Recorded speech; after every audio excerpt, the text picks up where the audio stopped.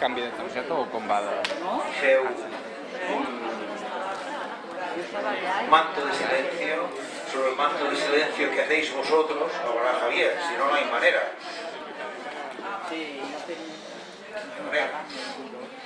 Bueno, doncs res, una vegada més, felicitats per aguantar, tot i que jo crec que aquesta vegada no tinc gaire mèrit aguantar perquè ha sigut una xerrada molt interessant. També felicitats perquè ningú no s'ha dormit, cosa que jo anava controlant també molt bé. I ara, doncs continuem amb el Javier Martín. Javier Martín sí que el coneixem més perquè no és la primera vegada que ve i jo crec que els que l'hem disfrutat ja sabem que és una persona que normalment té moltes coses a dir i molt interessants. Avui ens parlarà d'un tema que no és exactament el que diu aquí, sinó que m'ha comentat que introduirà un concepte nou. El tema seria refugiat polític i exiliat econòmic, dos punts, la heterarquia. La heterarquia, no us explicaré el que és, encara que ho he dit en 5 minuts, però no és el que us podeu pensar, és una altra cosa, però és una cosa que temo que ens sentirem parlar molt i que ens afectarà bastant, però bueno, això parlaré. Una miqueta de biografia del Javier, pels que no el conegueu. El Javier és delegat de l'agència EFE a Nord d'Àfrica, autor de molts llibres, i és un periodista, bàsicament ha sigut un periodista que porta tota la vida al Orient Mitjà, sap moltíssim. Va començar com a filòleg, si no recordo malament, es va veure allà i ja s'ha quedat. Possiblement el més interessant, independentment dels 5 llibres que ha escrit, i que tinc tot un foli que no us llegiré perquè no. Però en canvi sí que m'ha comentat que hi ha una cosa que és possiblement la més gràcia que li fa en aquests moments, que cita més, que és que ha sigut el guanyador del Premi Cirilo Rodríguez al millor reportatge, per un reportatge que ha estat fent, ens ho ha contat a l'hora de dinar els que teníem la sort de dinar prop seu, sobre els refugiats a la Mediterrània, i és una cosa que de fet aquest reportatge el tenim per més o menys disponible i que si algú té interès en veure'l després el podem veure, també d'alguna manera, no sé si després o d'alguna altra manera, però vaja, que ens el deixaria per res. Doncs la idea és aquesta, ha estat molt ficat amb el tema dels refugiats, ha estat un mes i pico, si no recordo malament, compartint, 23 dies, en un vaixell i és el tema pel qual hem donat l'estil. És l'última novetat del Javier, a part del tot el que té, això ho podeu trobar a qualsevol cosa de Wikipedia o el que sigui, per això últim. Doncs res, me callo porque no soy yo lo interesante es él, y a ver qué nos explica de la heterarquía. Pues muchas gracias por la presentación, muchas gracias por la asistencia a esta hora de la tarde, que es la ya llevamos todo el día de jornadas y es más difícil, así que voy a intentar ser rápido y directo y lo más didáctico posible, también para dejar espacio a todas las preguntas que pueda haber después, porque quiero presentar, como bien decía José María, un tema del que prácticamente no se habla, pero que va a ser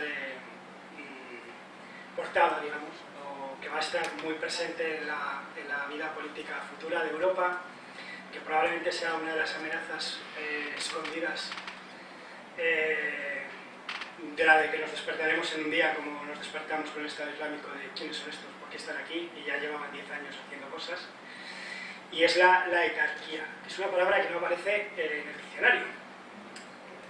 Etarquía con H, etarquía, no ETA de la ETA, sino etarquía de otro. Me ha hecho el chiste que iba a hacer José María, pero al final lo he hecho yo. La etarquía en contraposición a la jerarquía, ¿vale? Es un término que hace referencia a que es opuesto, antónimo de la jerarquía. ¿Por qué hablamos de etarquía? ¿Qué es una etarquía? Bien.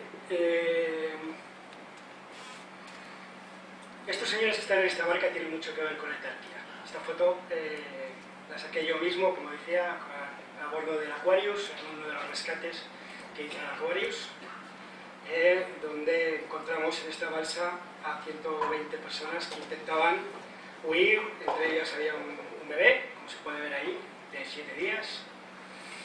Había una madre que no quería mirar y tenía las manos en la cara.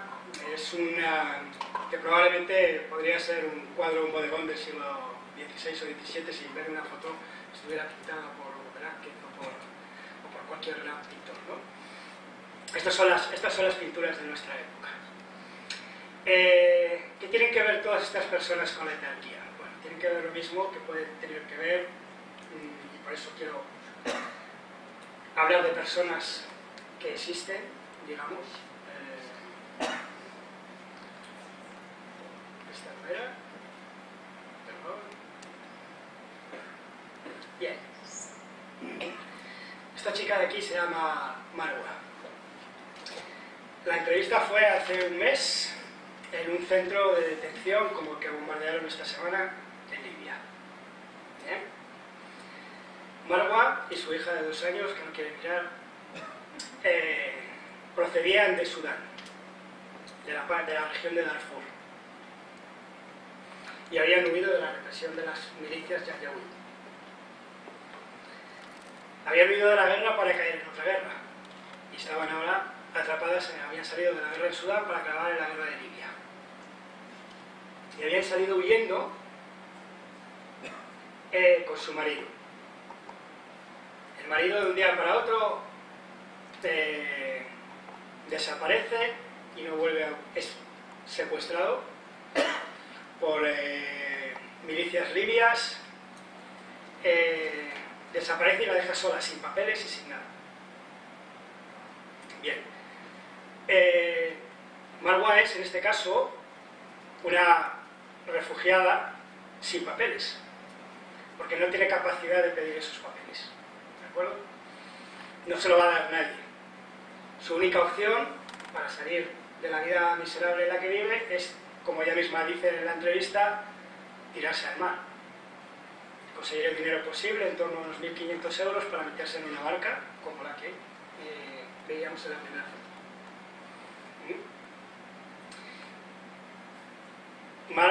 Marwa procede de una etarquía. Darfur, Sudán, es una etarquía. Marwa, como digo, no tiene papeles.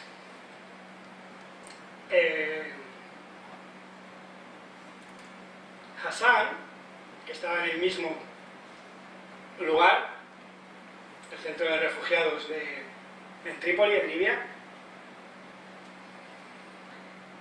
sí tenía papeles. Lo primero que me hizo en lo de entrar en entrevista es enseñarme que tenía su número y carnet de refugiado firmado y sellado por Naciones Unidas. ¿De acuerdo?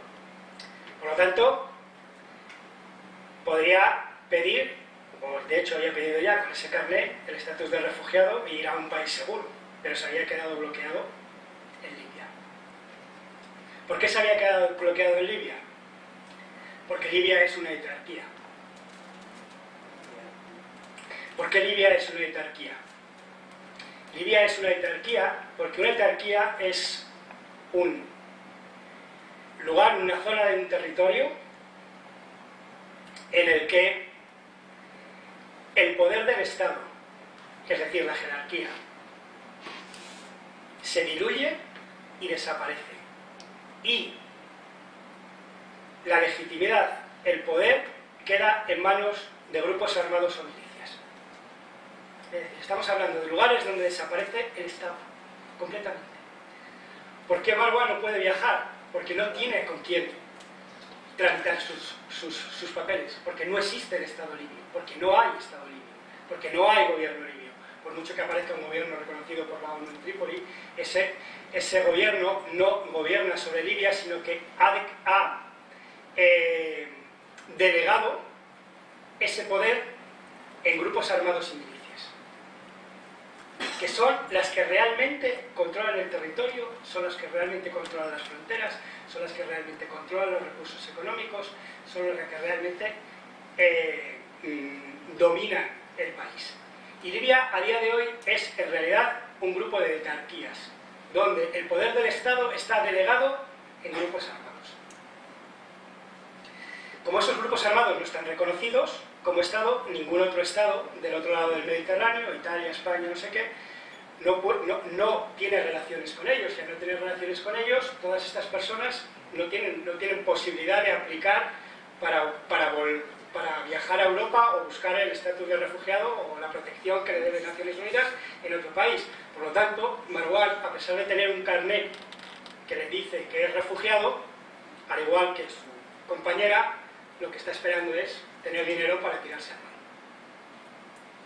y poder cruzar el mar y llegar a Italia o a España o donde sea, y allí poder mostrar su carnet de refugiado y a ver si allí se lo aceptan y lo dejan estar en Italia o en España como refugiado, que tampoco está claro. Bien.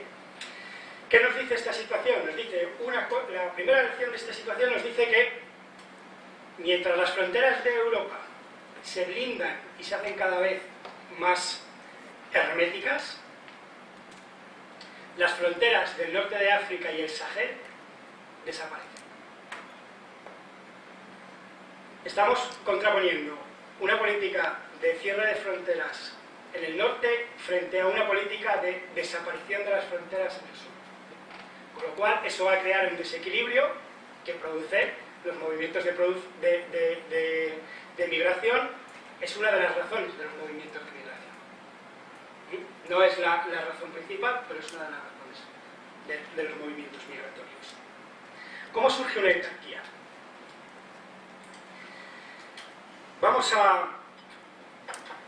Las etarquías están controladas siempre por grupos paramilitares o milicias o tribus que han sido empoderadas por la vía militar o organizaciones mafiosas. Bien. Que los gobiernos utilicen milicias es algo que lo hemos visto a lo largo de la historia. Podríamos dar decenas de ejemplos de momentos o de gobiernos que en algún momento han delegado parte de su poder en milicias para normalmente utilizarlas en guerras que no pueden ganar o guerras sucias. Por ejemplo, no sé si conocen los Al-Samasa. Al-Samasa era una milicia de Filipinas en el año 1984. Estaba formada por ciudadanos que se dedicaban a la lucha contra el comunismo en Filipinas. Bien. Tenemos en Irak, en 2007, tenemos las milicias del Despertar, que fueron formadas por Estados Unidos para luchar contra la insurgencia suní en las zonas suníes donde estaba Al-Qaeda, donde se formó el Estado Islámico. Bien, eran milicias suníes para luchar contra suníes. Tenemos que los Janjaweed, que son en realidad una tribu árabe que utiliza el gobierno de Sudán, Omar Hassan el-Bashir utiliza una tribu árabe para hacer la guerra en Darfur y que no sea el ejército sudanés el que se manche las manos de sangre, y el gobierno sudanés en este caso, sino que sean los Janjaweed quienes hagan la guerra. Tenemos algunas otras que son milicias en cierta manera, pero que trabajan de distinta forma, o grupos paramilitares. Tenemos a las comunidades, a los guardias comunitarios en el norte de México para luchar contra el narco. Tenemos a los GAL en España. Porque, ¿qué es una milicia? Una milicia es un grupo que se identifica como progubernamental, que normalmente tiene cierto patrocinio o vínculo con el gobierno, que no forma parte de las fuerzas regulares de seguridad, que está armado y que tiene una estructura organizativa jerárquica, ¿vale? Pero que actúan en los límites de la legalidad, siempre actúan en los límites de la legalidad, que es donde no puede actuar la policía del Estado, ni puede utilizar el ejército. Ellos pueden cruzar los límites de la legalidad, las milicias, y por eso son tan útiles. Trabajan en los límites de la legalidad, normalmente en países que están en conflicto o en transición. Por eso podemos poner a los GAL, por ejemplo, porque trabajaban en el límite de la legalidad en un país en transición para hacer una guerra que el Estado no podía hacer contra ETA. Y normalmente tienen lazos más o menos estrechos o más o menos visibles, no siempre está muy claro los lazos, a veces se esconden, depende, con el gobierno con el que están vinculados y del que se benefician. Eso es una milicia, ¿vale? ¿Para qué se utilizan? Según un estudio que hay bastante importante de 3 profesores del College de London, de la Universidad de Nuevo México y de la Universidad de Maine en Alemania, que es el estudio más clásico sobre milicias, se calcula que entre los años 1982 y 2007 más de 60 países utilizaron este tipo de milicias para hacer guerras en el interior de sus propios países en el que se luchaba en el límite de la legalidad. ¿Vale? Más de 60 países han utilizado las milicias desde el 82 hasta el 2007 y en la actualidad, en 2019, la situación es más o menos la misma.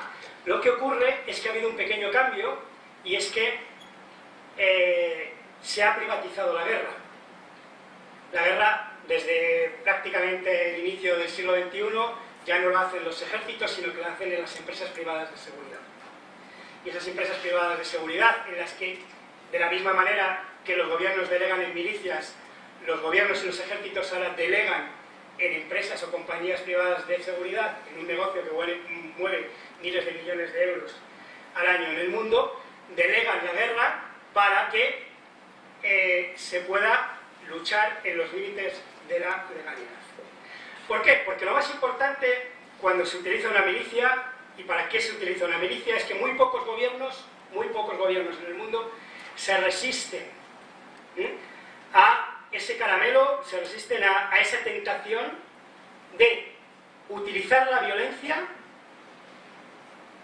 y al mismo tiempo esconderla. Es decir, lo más importante de todo, no rendir cuentas. Porque lo que se hace al utilizar una milicia es evitar la rendición de cuentas. Si los Janjaweed cometen un crimen de lesa humanidad, el gobierno sudanés diría, no, los Janjaweed, o el líder de los Janjaweed es el que tiene que pagar por una masacre en tal pueblo. Pero en realidad, los Janjaweed están trabajando por encargo y por orden y con vínculos con el gobierno de Omar Hassan Bashir. Cuando se intenta llevar a Omar Hassan Bashir ante un tribunal internacional por crímenes de guerra, él tiene un escudo, que son esas milicias Janjaweed, para decir, perdone, el ejército sudanés, que es el que yo mando y del que yo soy responsable, no ha hecho nada. Los crímenes de lesa humanidad que se me imputan a mí los han cometido los Janjaweed. Lo mismo ocurría, por ejemplo, en otros lugares que nos pueden parecer más cercanos, como en la extinta Yugoslavia, con los Tigres de Arcán, que eran ultras del fútbol que se utilizaron en los Balcanes para lo mismo, para la limpieza étnica, y que actuaron al margen de los ejércitos serbios, croatas.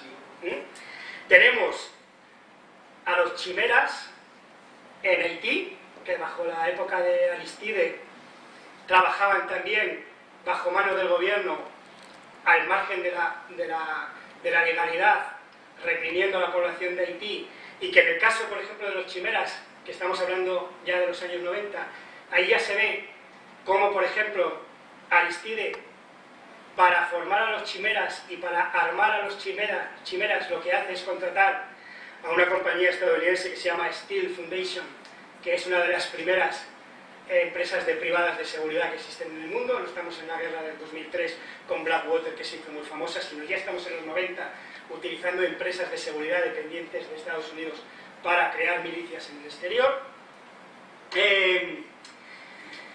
Tenemos muchos más ejemplos, podríamos estar solamente toda la tarde aquí hablando de ejemplos. Actualmente, este sistema es el que funciona en Libia. En Libia, como saben todos, o como podemos saber, yo intento aquí enseñarlo, esta es la división que hay política en Libia actualmente. En verde oscuro, de este lado de aquí,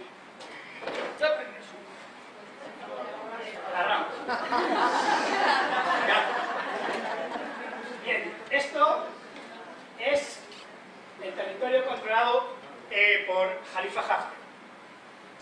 Que Khalifa Haftar rápidamente es un antiguo miembro del del ejército libio, que en los años 60, en el 68, forma parte del golpe de Estado que derroca al rey Idris y consigue poner a Gaddafi en el poder.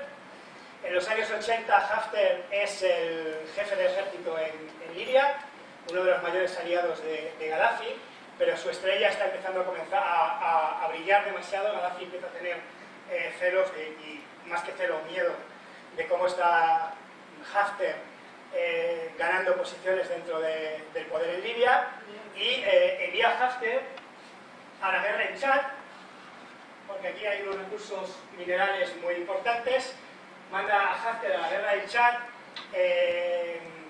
Haftar cae en el año 89 87, en una trampa, es capturado por las tropas chadianas.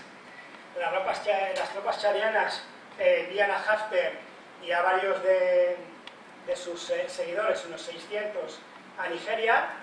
En Nigeria son reclutados, y esto no es algo que nos hemos inventado, sino que está documentado, es reclutado por la CIA.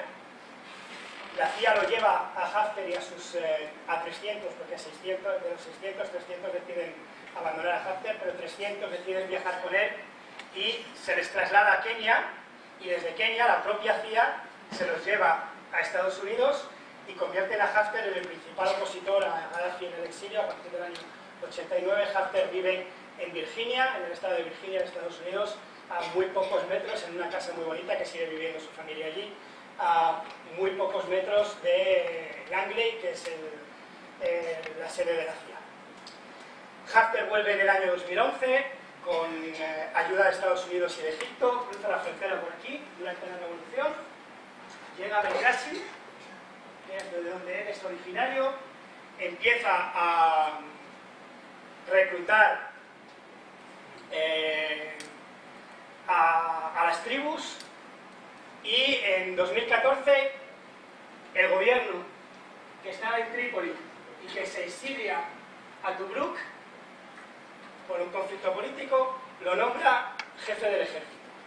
Y a partir de ahí, entre 2014 y hasta la actualidad, Haftar hace la guerra contra el terrorismo, contra Al-Qaeda supuestamente y el Estado Islámico, con apoyo militar, particularmente de Emiratos Árabes Unidos, Egipto, Arabia Saudí, Rusia y dinero americano, hasta que consigue, en el año 2019, a día de hoy, Haftar no solamente controla todo esto, sino que controla todo esto, que es importante porque todas estas líneas que ven aquí son los gasoductos y los oleoductos de Libia, toda la riqueza de Libia, 1,6 millones de barriles diarios de petróleo están bajo el control de Haftar.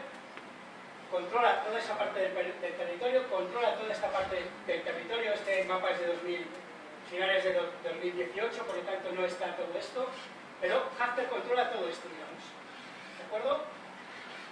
Y la parte del sur lo que ha hecho es llegar a acuerdos con milicias que están aquí, que están aquí, que están aquí, que están aquí. Todo esto son milicias. ¿De acuerdo? Haftar controla cerca del 70% del territorio. El otro 30% que está aquí se lo reparten la ciudad de Misrata, apoyada por Turquía y con tropas italianas en su suelo, que es como una ciudad-estado, no recibe órdenes ni del gobierno de Haftar ni del gobierno de Trípoli, es completamente independiente y además es íntima enemiga de Haftar. De hecho, si Haftar está intentando conquistar Libia por abajo es porque no es capaz de cruzar el Isla, porque es una de las partes militares más fuertes de Libia. Tienen mucho armamento turco y mucho apoyo logístico italiano. Después tenemos el gobierno que se llama el Gobierno de Acuerdo Nacional o Gobierno de la ONU, que está solamente en Trípoli, que controla Trípoli y poco más, y que se formó en 2015. Hay un acuerdo de paz o un proyecto de paz que lleva la ONU, que fracasa de intentar reunificar los dos gobiernos que han quedado divididos después de las elecciones de 2014, hay un grupo que no reconoce el resultado de las elecciones y por tanto se divide en dos el gobierno en 2014 y Europa, la Unión Europea y la ONU decide apoyar el gobierno de Trípoli. Decide apoyar el gobierno de Trípoli en 2016 por dos razones. Una, para hacerle la competencia a Haftar, porque en ese momento Haftar estaba visto como un enemigo, o no se confiaba demasiado en él. Pero dos, en 2015, sin que nadie se diera cuenta, grupos islamistas procedentes de Túnez, principalmente que entraron por Túnez, volaron desde Siria a Turquía y de Turquía en vuelos aéreos regulares, todos esos miembros del Estado Islámico viajaron a Túnez y en Túnez cruzaron la frontera y conquistaron Sirte, que fue en 2015, entre 2015 y 2016, Sirte fue el principal bastión del Estado Islámico más a occidente. Estamos hablando de que había una ciudad completamente controlada por el Estado Islámico, aquí, en 2016, a las puertas de Europa. ¿De acuerdo? Cuando se crea esa amenaza, lo que hace Occidente, y en particular Estados Unidos, es que para poder acabar con la amenaza del Estado Islámico se necesita ayuda internacional. Pero la ayuda internacional hay que darla a través de un gobierno legítimo, y no había un gobierno legítimo en ese momento. Con lo cual se crea el gobierno de Trípoli y se crea en 2016, se crea aquí en Túnez, no sale de ninguna elecciones ni de nada, simplemente se busca a un grupo de personas en Túnez y se las nombra gobierno libio. Desde Túnez, en barco, viajan hasta Trípoli, apoyado por la OTAN, y se instalan en una base militar de Trípoli y desde ahí intentan hacerse con el control de la capital. Y ahí es donde viene la hierarquía. Porque ese gobierno se necesitaba simplemente para justificar el apoyo militar de Europa y de Estados Unidos a la lucha contra el Estado Islámico. Porque no se podía quitar. Misrata, que era quien estaba luchando contra el Estado Islámico, no tenía capacidad militar suficiente. No se le podía dar el apoyo a Misrata porque no era una ciudad o no era un gobierno, era una milicia, era una etarquía. Por lo tanto, se crea un gobierno para enviar los fondos a través de ese gobierno como un cauce, una vía legal, porque tiene que haber una vía legal. No le podemos dar la ayuda a la ONU, la Unión Europea no puede dar la ayuda más que a entidades gubernamentales. Entonces se crea una entidad gubernamental. Y aquí crean una entidad gubernamental, que es el gobierno de unidad que se llama. Y a partir de ahí, Estados Unidos empieza a bombardear Sirte, y evidentemente, gracias a los bombardeos de Estados Unidos y a la entrada de tropas de élite francesas, y puedo garantizar que había tropas francesas porque yo estaba en Sirte, se consigue recuperar la ciudad del Estado Islámico. ¿De acuerdo? Pero claro, eso crea un doble gobierno en el país, Haftar por un lado, el gobierno de Trípoli por otro, y nos encontramos con un conflicto de intereses estatales. ¿Vale? ¿Qué ocurre? Se sigue apoyando al gobierno de Trípoli. La comunidad internacional sigue pensando que el gobierno de Trípoli es lo que le beneficia, o lo que puede llevar a controlar el mundo. Pero el gobierno de Trípoli es incapaz de controlar la ciudad. ¿Por qué? Porque la ciudad está controlada por milicias. Decenas de milicias.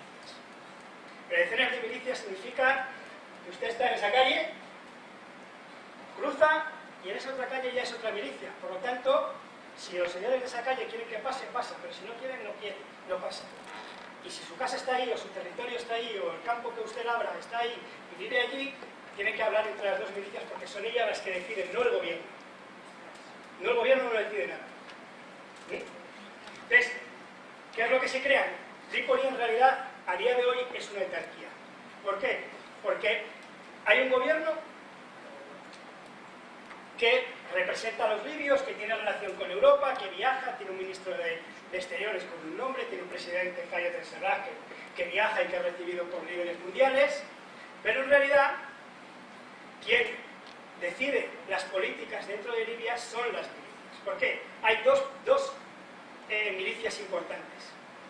Hay una que se llama las Brigadas de Trípoli, están bajo el control de un señor de la guerra que se llama Hamid el-Zayuri, y hay otra que se llama Rada, la fuerza especial de disuasión, que está controlada por otro señor de la guerra que se llama Abdel Rauf Kara.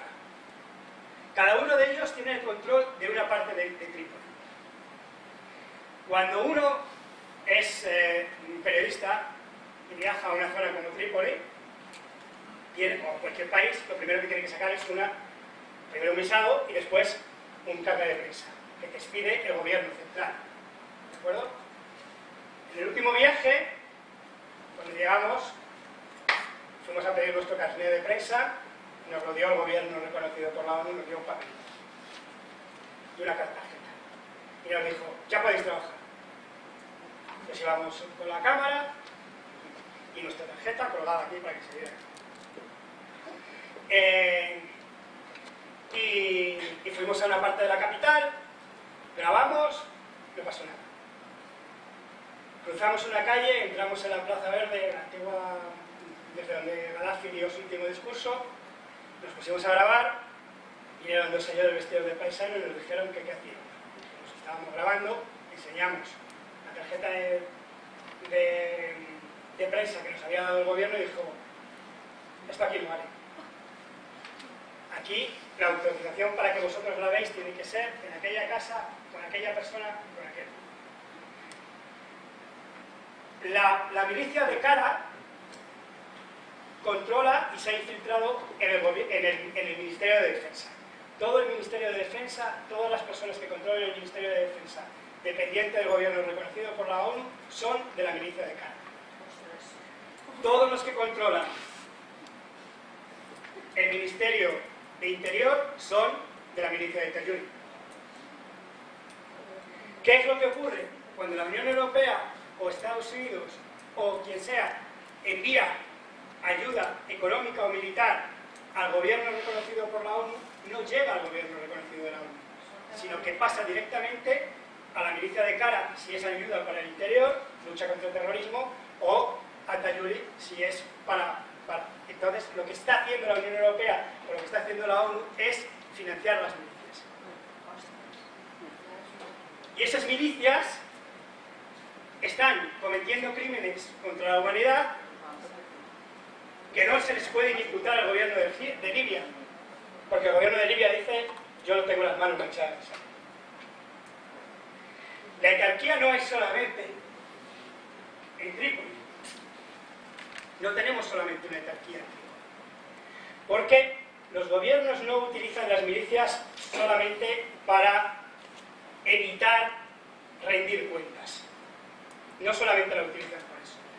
Las etarquías, las milicias, son muy útiles también para lo que es la economía, para financiar la economía, y sobre todo son muy útiles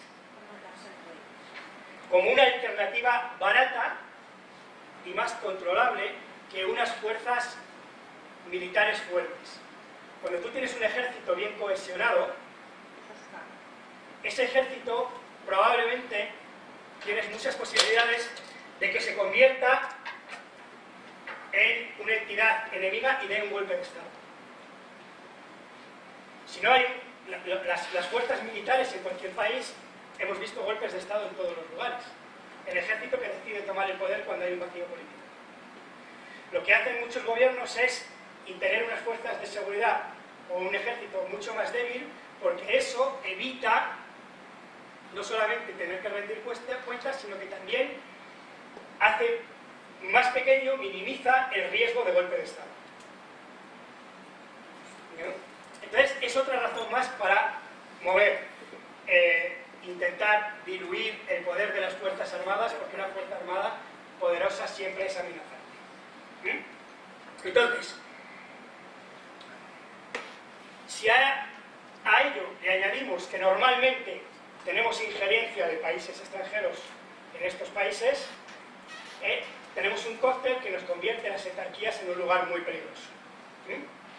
Bien, porque no hay quien las controle, porque están fuertemente armadas, porque disfrutan del territorio y porque en esos territorios ellos dominan la economía. Es decir, cuando tú vives cuando tú vives en el barrio que controla la milicia X, no voy a poner nombres pero si la milicia X, esta milicia de este lado, controla el lado del frío y esta controla el lado del calor, y tú quieres pasar del calor al frío, tienes que pedirle permiso al dueño de este lado, ¿de acuerdo? Si el dueño de este lado te lo da, tú te quedas aquí, trabajas, tienes vida, compras tienes trabajo, puedes tener una casa, pero si el señor de aquí no quiere, tú no puedes participar de la actividad económica de este lado.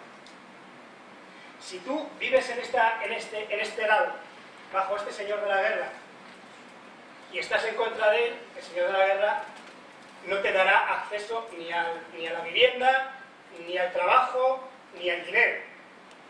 Un ejemplo práctico.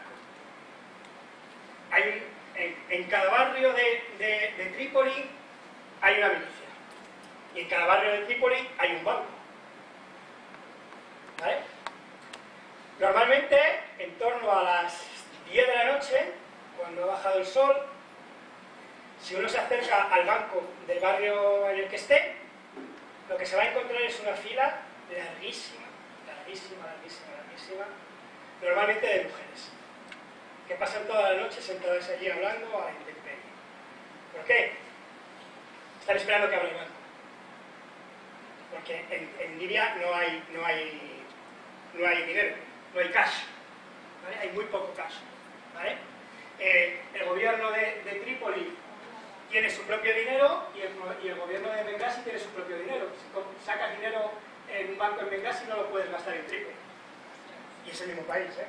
Y si no sacas dinero en Trípoli no lo puedes gastar en Bengasi. ¿Vale? Pero hay muy poco acceso al dinero. No hay cajeros automáticos, no hay cambio, no hay nada. Entonces, tu única manera de cobrar tu salario que te da la milicia es ponerte delante del banco que te da la milicia y esperar y hacer cola. Y cuando te toque te dan el dinero. Si tú no estás a favor de la milicia, el banco no te da dinero. Si tú eres un alto cargo de la milicia, estás el primero en la cola. Si eres un mindundi de la milicia, estás el último de la cola. Por lo tanto, la milicia marca si tú estás dentro de la vida económica o estás fuera de la vida económica. Si tú tienes posibilidad de trabajar o si no tienes posibilidad de trabajar. El Estado no decide nada, es la milicia la que lo decide. Por lo tanto, es la hierarquía la que decide si tú trabajas o no trabajas, si tienes derecho a la vida o no tienes derecho a la vida. Incluso se te castiga si has robado, no es la justicia de Libia la que te juzga, sino la milicia la que decide si puedes estar en una cárcel o no. La milicia de Tayuri luego se reparten la actividad económica.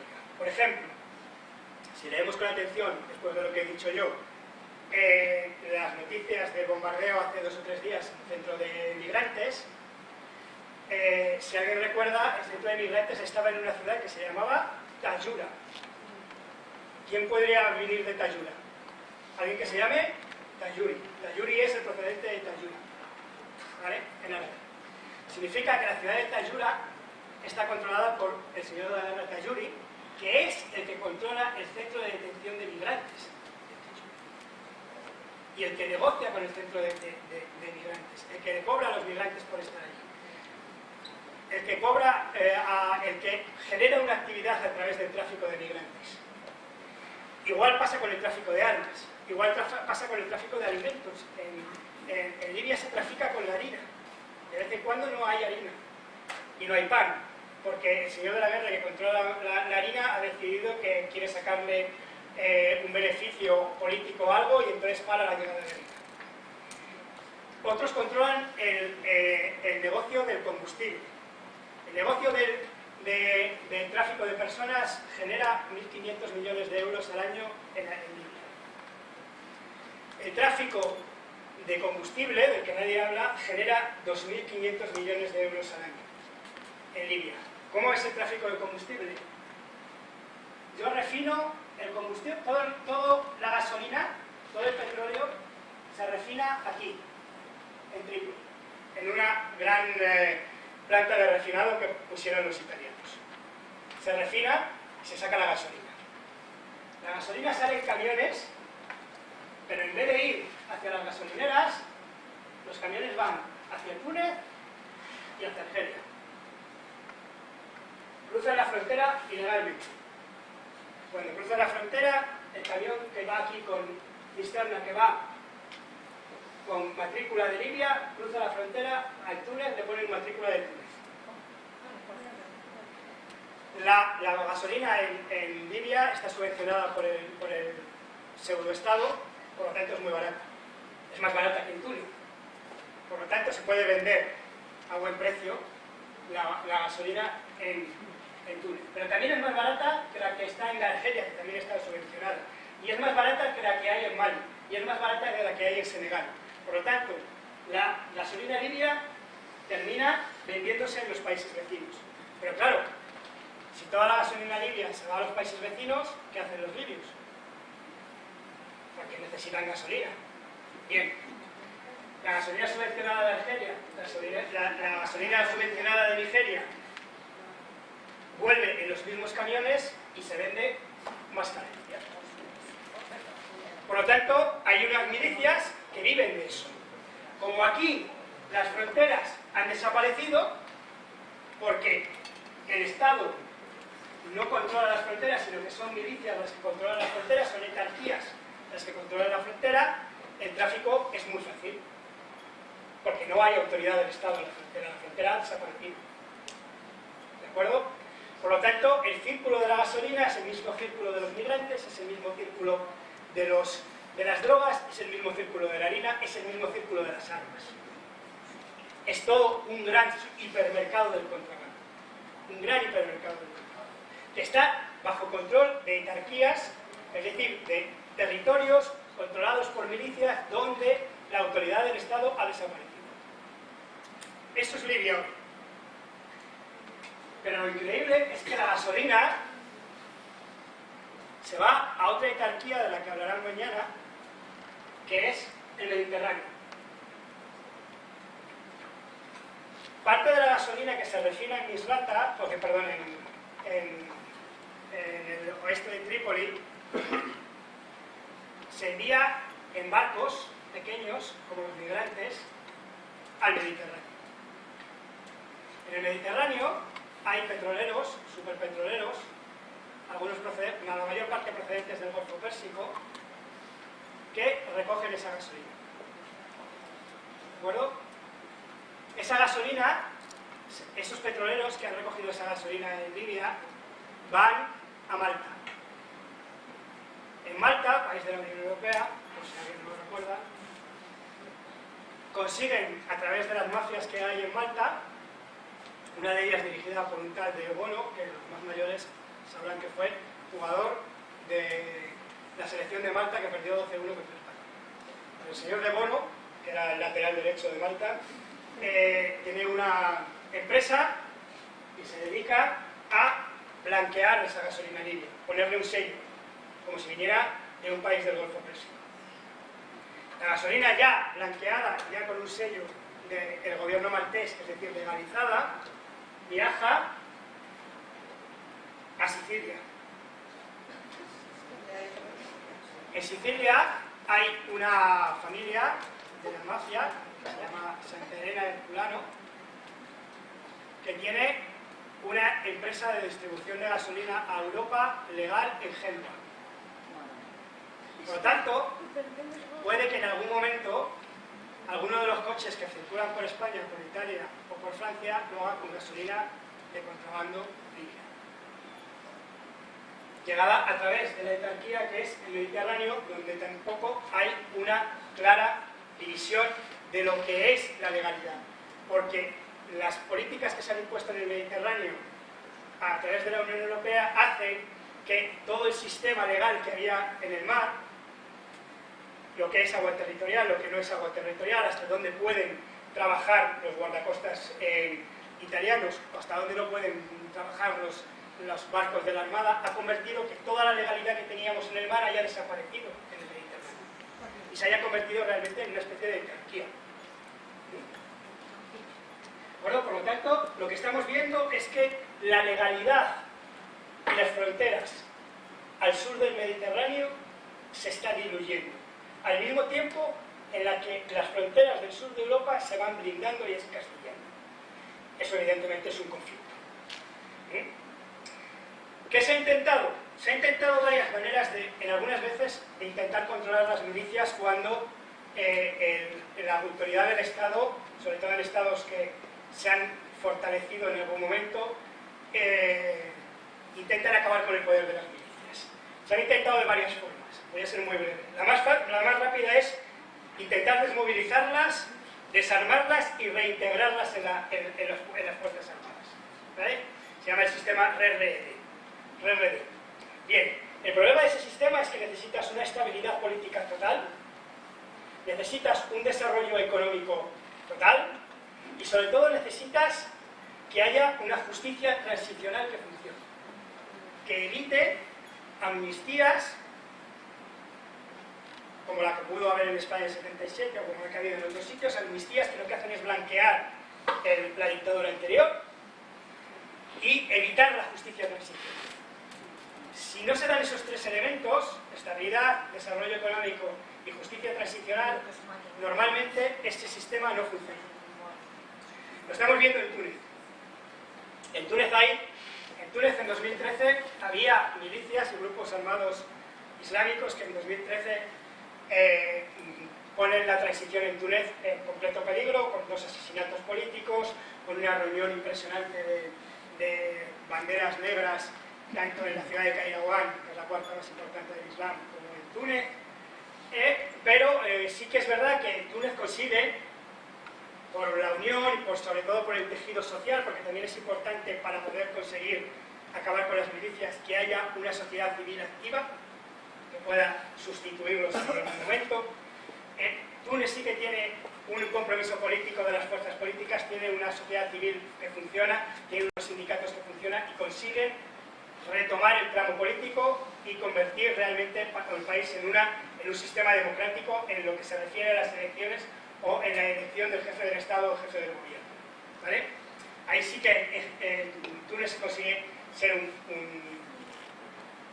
un país democrático, pero, sin embargo, falla en la economía, porque a día de hoy, 8 años después de la revolución, los problemas económicos que llevaron a la revolución son los mismos: corrupción, paro, injusticia social, brecha social, brecha salarial, migración irregular a Europa. Es decir, en Túnez, la radiografía económica de Túnez en 2019 es la misma radiografía económica de Túnez en 2010, cuando estalla la revolución. Por lo tanto, no tenemos el desarrollo económico, pero es que Túnez había avanzado mucho en la justicia transicional, creó el mejor grupo la mejor justicia transicional que ha habido en épocas, pero lo mismo, se ha frenado y a día de hoy se ha aceptado una ley de amnistía que permite a los periodistas regresar, una ley de amnistía que no está reconociendo los crímenes de guerra que se cometieron durante la dictadura y que está dejando la justicia transicional en segundo plano. Por lo tanto, Túnez está ahora mismo viendo un repunte de los movimientos salafistas y yihadistas y de las milicias que amenazan con desestabilizar el país de nuevo. La segunda posibilidad que hay es intentar crear milicias y reintegrarlas en el ejército. En 2007, Estados Unidos, y esto todavía está en el manual de los marines de Estados Unidos, de cómo se tiene que trabajar en estas zonas de insurgencia, piensa que la única manera de acabar con la insurgencia suní, con los grupos cercanos a Estado Islámico y Al-Qaeda, y los viejos combatientes del ejército de Saddam Hussein, es, como no pueden, 3 años después sigue habiendo atentados, deciden que sean los propios suníes de la zona los que combatan a los radicales. Y entonces crean unas milicias que se llaman las milicias del despertar, que entre 2007 y 2009, financiadas por Estados Unidos, armadas por Estados Unidos, son capaces de controlar la insurgencia. Entre 2007 y 2009, la insurgencia en las zonas suníes, que serán el futuro Estado Islámico, la frontera con Siria, queda bajo el control de las milicias del despertar, que consiguen imponer seguridad a nivel local, que es lo que se busca. ¿Qué ocurre? Que cuando en 2009 se consigue pacificar toda la zona, Estados Unidos decide retirarse de Irak y deja de financiar las milicias del Despertar y pasa su autoridad al gobierno de Bagdad, se crea un problema. ¿Por qué? Porque normalmente cuando se hace este tipo de soluciones se confía en milicias locales que tienen arraigo con un lugar determinado y que normalmente, con el caso de los Janjaweed, se hacen por razones étnicas. Entonces, los Janjaweed son árabes y entonces pueden luchar contra los africanos. ¿Qué ocurría? Que las milicias suníes eran suníes. Integrar a los suníes dentro de un ejército chií era imposible. Por lo tanto, en 2009, cuando se intenta que las milicias del Despertar, que estaban funcionando bien, se integren dentro del ejército chií, aparece el conflicto comunitario y lo que termina ocurriendo es que la mayor parte de las milicias del Despertar, formadas y armadas por Estados Unidos, bien formadas por Estados Unidos y bien armadas con buen armamento de Estados Unidos, se pasan a la insurgencia y crean el Estado Islámico.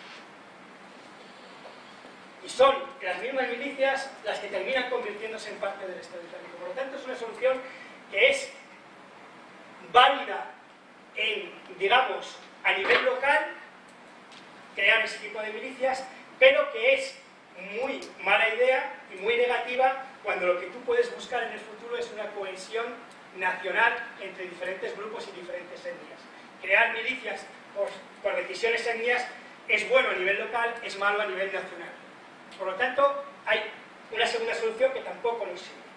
Hay una tercera solución que se intenta, que es parecida a la Guardia danesa, la Guardia Nacional danesa. Cuando en la Segunda Guerra Mundial hay que luchar contra el nazismo en Dinamarca, se crea la resistencia danesa y en un momento dado, cuando la resistencia danesa consigue expulsar a las tropas nazis, se tiene que saber qué se hace con la Guardia danesa. Y se llega a una idea que ya se puso en marcha en Estados Unidos tras la Guerra Civil en el siglo XVIII, y es crear lo que se llaman ejércitos territoriales. ¿Qué quiere decir ejército territorial? Quiere decir que son ejércitos que no dependen del Estado, del gobierno, sino que dependen del Parlamento, dependen del pueblo. Por lo tanto, son un ente diferente, da igual que cambie el gobierno, ellos siempre van a defender al pueblo danés, no al gobierno danés. No están bajo el gobierno danés, están bajo el poder del Parlamento y del pueblo danés. Con lo cual, hay el factor de que quien cambia en el gobierno o quien viene en el gobierno desaparece. En el caso de Dinamarca funcionó y la Guardia, la Home Guard sigue funcionando. En el Reino Unido también y en Estados Unidos también. Pero claro, en países donde el Estado es tan frágil, lo único que consigues con eso es empoderar más a grupos que pueden crear sus propios territorios. Y eso es lo que pasó en Libia. En Libia, la ONU, en 2012, intenta crear ejércitos territoriales a la imagen y semejanza de Dinamarca. Y lo que termina haciendo es empoderar a las milicias. Entonces, el origen al final está en que tenemos muchas milicias territoriales que se vienen en milicias. Perdón, ejércitos territoriales que vienen en milicias. Y eso me lleva al último mapa, y es que este sistema de etarquías no solamente está en Libia, sino que está en todo el Sahel. En todo el Sahel. A día de hoy, el norte de Burkina Faso, que hace frontera con Argelia, no hay presencia del ejército ni del gobierno de Burkina Faso en el norte de Burkina Faso. Todo el norte de Burkina Faso, todas las zonas rurales de Burkina Faso están controladas por milicias. Y esas milicias, la mayor parte de ellas, sobre todo en Burkina Faso, son de ideología salafista, wahhabí, radical. Estamos hablando del Islam. Pero es que todo el norte de Mali, ¿se ven? Aquí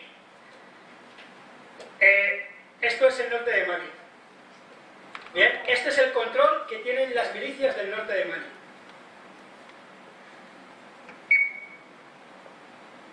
Esta es cada etarquía yihadista que hay en Mali.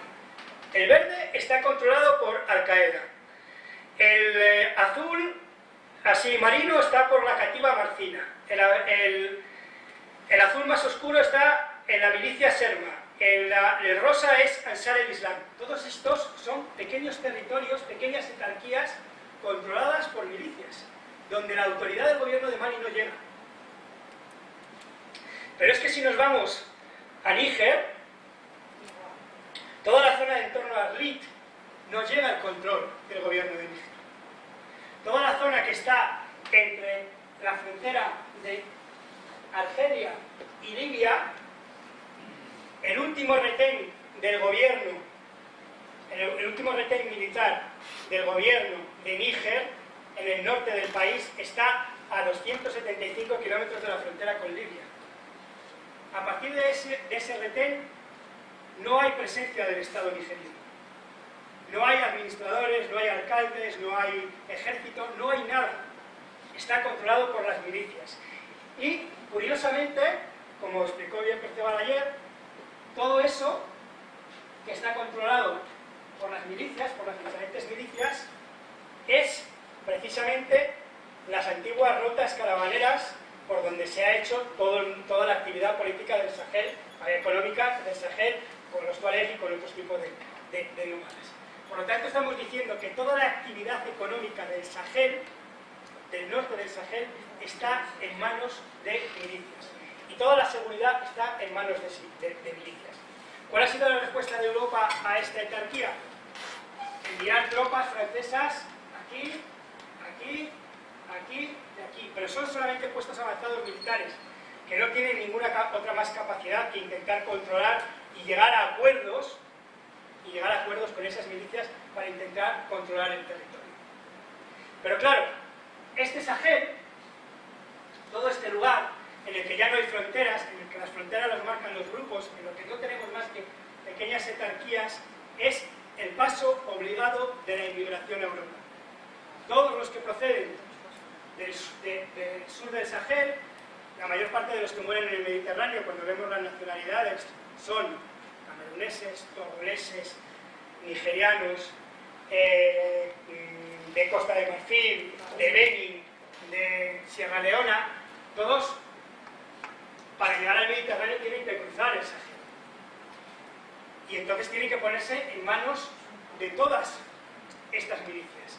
Quien decide si cruzan la frontera a Argelia, o si cruzan la frontera a Libia, o si cruzan la frontera a Mali viniendo de Camerún, o si cruzan la frontera de Níger, no es el gobierno de Níger, no es el gobierno de Mali, no es el gobierno, sino que son las milicias las que deciden quién pasa, quién no pasa. Son las que controlan las fronteras. Por lo tanto, lo que estamos viendo es que el Sahel es el lugar desde donde procede el 90% de la inmigración irregular a Europa. Estamos viendo que los políticos nos dicen que la manera de intentar resolver el problema del Sahel es la ayuda no, para que no vengan, vamos a hacer proyectos en Mali, en Níger, no, para que se desarrollen esos países y la gente no quiera venir. Pero claro, ¿quién es tu contraparte cuando tienes que imponer un proyecto de desarrollo en el norte de Mali? ¿El gobierno de Mali o la milicia con la que tienes que trabajar? Es imposible que la solución sea la ayuda sobre el terreno, porque no tenemos en el terreno a día de hoy una contraparte, un gobierno fuerte, estable, con el que coordinar esas políticas de desarrollo. Como no tenemos para coordinar esas políticas de desarrollo, evidentemente la emigración va a crecer, pero la emigración va a crecer por otra razón más, por otras dos razones más. Que son dos razones que por muchas políticas que implementemos, por muchas cosas que nos digan los políticos en España o en Europa, son inviables e incontrolables. Una es la crisis climática. Según los estudios que hay a día de hoy de organismos vinculados a la ONU, organismos que trabajan bien en la crisis climática, La zona del Sahel, en 2040 será el lugar más seco del mundo. La zona de mayor estrés hídrico del mundo, la sequía ahora se llama estrés hídrico. En 2040, la zona del mundo donde más estrés hídrico hay será el Sahel. Eso significa que cualquier proyecto que tenga que ver con la agricultura es inviable. Si no hay agricultura, no hay desarrollo económico. Si no hay para comer, la gente se irá a donde haya comida. Y la comida está en el norte, no está en el sur. Por lo tanto, la crisis climática va a hacer que los flujos migratorios continúen e incluso sean mucho más grandes, venga más gente todavía. Pero hay un segundo factor que hará que esa migración hacia el norte sea bastante más peligrosa y bastante más numerosa. Y es que a la falta de fronteras y al estrés hídrico se añade el crecimiento demográfico. En el Sahel viven a día de hoy 325 millones de personas. Se calcula que en 2040 la población será el doble, 650 millones de personas. 650 personas, el doble, pero pensemos que el doble de esas personas significa que a las puertas de Europa o en el Sahel, en el 2040, con una sequía enorme y con una etarquía en la que los estados no controlan, habrá 320 millones de jóvenes de 20 años. De jóvenes de 20 años que necesitan un futuro, una casa, un alimento. Y que eso no lo van a encontrar en una zona seca, en un secarral como es el Sahel, lo van a encontrar en el norte. Por lo tanto, seguirán subiendo. ¿Y qué es la política de Europa? La política de Europa es la misma política que está aplicando con la migración en Grecia, de crear estados policía, Marruecos, Argelia, Túnez, Libia, estados al donde se paga a esos estados para que controlen la migración. Pero claro, esos estados no tienen capacidad para absorber a los migrantes. Túnez no tiene capacidad para absorber miles de migrantes porque no tiene una economía que lo permita. Libia no puede absorber los migrantes a día de hoy porque es una etarquía. Argelia no sabemos qué es lo que va a ser porque está en un periodo de crisis. Y Marruecos es lo que es. Por lo tanto, sabemos que no hay capacidad para que esos estados policía sean buenos estados policía. Por lo tanto, la solución militar, la solución de buscar un control de la migración a través del norte de África, está ocurriendo lo que está ocurriendo ahora, que Italia ha conseguido bajar los números de migrantes. Tenemos un 35%, 40% menos de migrantes este verano que el verano anterior. ¿Pero por qué? Porque Italia está pagando a una etarquía, que es la Guardia Costera Libia, que no recibe órdenes del Estado, sino que es por sí misma una autoridad, que es la que recibe el dinero de Italia para que frene las barcas. Pero claro, una etarquía puede dejar cuando quiera más dinero de Italia, abrirá las fronteras y dice: oye, dame más dinero y más gente, que es que se me están yendo los barcos. Y entonces estamos siempre en ese mismo tipo de política. Por lo tanto, intentar conocer lo que son las etarquías nos permite entender cuál puede ser el futuro del Mediterráneo en los próximos 20 años.